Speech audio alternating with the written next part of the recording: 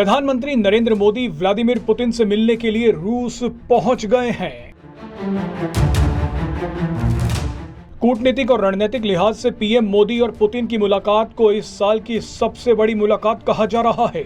जिस वक्त अमेरिका और पश्चिमी देश लगातार यूक्रेन को पैसा और हथियार दे रहे हैं, ठीक उसी वक्त पुतिन और मोदी मुलाकात कर रहे हैं।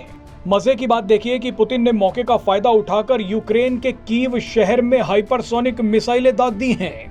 पुतिन ने यूक्रेन और पश्चिमी देशों को संदेश दिया है कि वो मोदी का स्वागत यूक्रेन पर मिसाइल दाग कर करेंगे।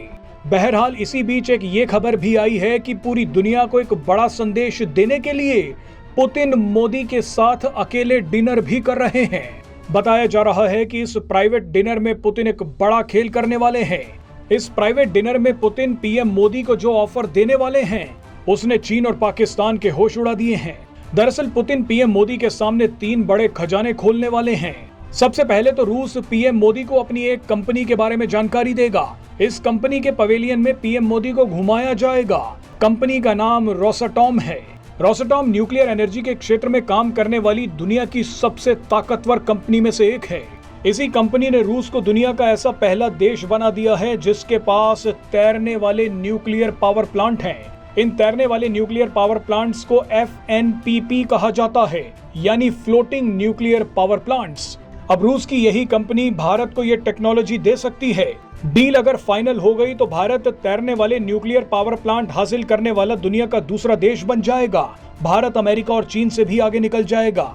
इस टेक्नोलॉजी के मिलते ही भारत अपने दूर दराज के आइलैंड्स पर परमाणु ऊर्जा पहुंचा सकता है, खास तौर पर लक्षद्वीप और अंडमान निकोबार द्वीप समूह पर। यहाँ अभी तक बड़े बड़े डीजल जनरेटर से बिजली पैदा की जाती है, लेकिन अगर भारत ने लक्षद्वीप और अंडमान निकोबार में फ्लोटिंग न्यूक्लियर पावर प्लांट्स लगा दिए तो यहाँ 24 घंटे बिजली आएगी।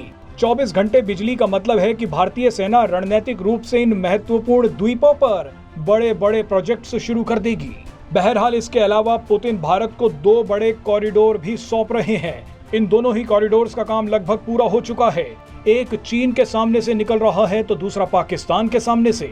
चीन के पास से गुजरने वाला मैरीटाइम कॉरिडोर चेन्नई को रूस के शहर व्लादिवोस्तोक से जोड़ देगा, तो वहीं दूसरा कॉरिडोर है international north south transport corridor, जो रूस के सेंट पीटरबर्ग को मुंबई से जोड़ देगा।